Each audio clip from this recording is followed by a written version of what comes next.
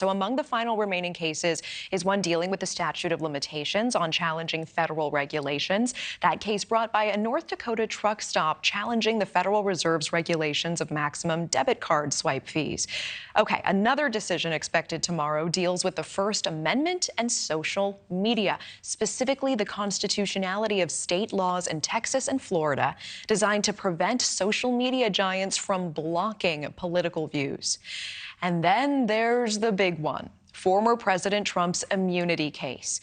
That decision could determine the future of several high-profile cases against Trump, including his classified documents case and the insurrection trial.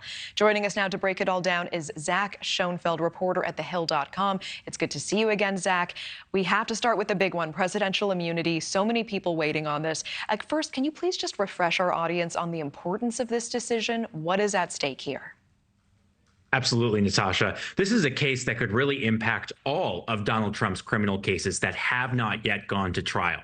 Because if the Supreme Court agrees with former President Trump that former presidents enjoy criminal immunity for all official acts while in the White House, Trump says that means his charges would have to be dismissed not only in Washington, D.C., which is the case where this appeal originated from, but also his case in Florida and his case in Georgia, the other two that have not yet gone to trial. So big implications on the merits, but also we've been watching this appeal because of the timing. There is this closing window before November's election when Trump hopes to retake the White House and grind his cases to a halt. So it's really unclear at this point, because the Supreme Court has waited until the very end of the term to hand this down, whether even if they disagree with Trump about his immunity claims, whether any of these cases are going to be able to get to trial before November. And Zach, you've spent a lot of time covering the Supreme Court. What does your gut say is likely to happen tomorrow about this?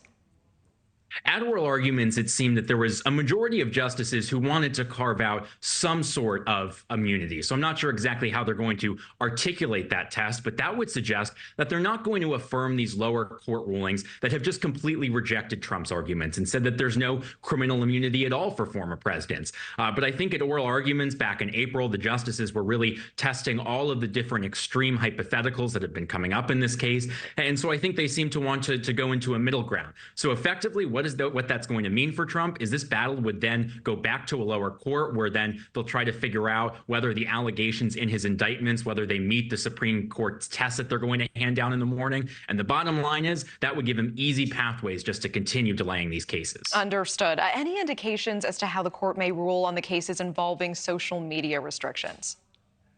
Yeah, I think at those oral arguments, which is really when we see the glimpse of the justices thinking, of course, they've been working on that decision for a few more months. That was an argument that was a little bit earlier in the term. I think there were a lot of concerns in terms of that these laws violated the First Amendment as they're applied to social media companies, these big platforms like Facebook, Instagram, Twitter. On the other hand, I think that these laws also applied to other platforms that weren't social media platforms. For example, the justices were bringing up things like Etsy and Gmail.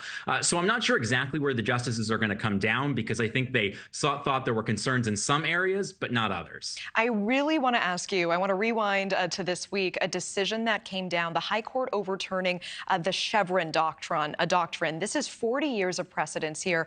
I think a lot of people, their eyes kind of glaze over as soon as one talks about it. But actually, no other decision potentially so far impacts so many of us. So can you please explain this as if I think earlier, was it Steyerwalt who said, as if I'm a 10-year-old?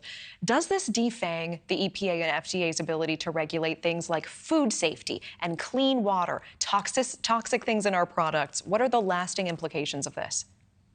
Yeah, this really could impact regulations all across the federal government. So if you name an area of American life that is regulated, then Chevron, in this case, overturning it, is going to impact it. Now, that being said, it was really interesting when you read through the Supreme Court's opinion, Chief Justice John Roberts was making very clear that all of these thousands of cases that have been decided under Chevron in the 40 years since it was first put on the books, back all the way in 1984, they're saying that even though they're overturning Chevron, that all of those cases in the past are going to be are going to have a high standard to actually get those overturned. So I think certainly there's a lot of advocacy groups on all sorts of issues that are very concerned about this, and there's going to be probably a lot of litigation in lower courts. But it'll be interesting to see how that part of the Supreme Court's opinion plays out, and whether some of these regulations still will be here to stay.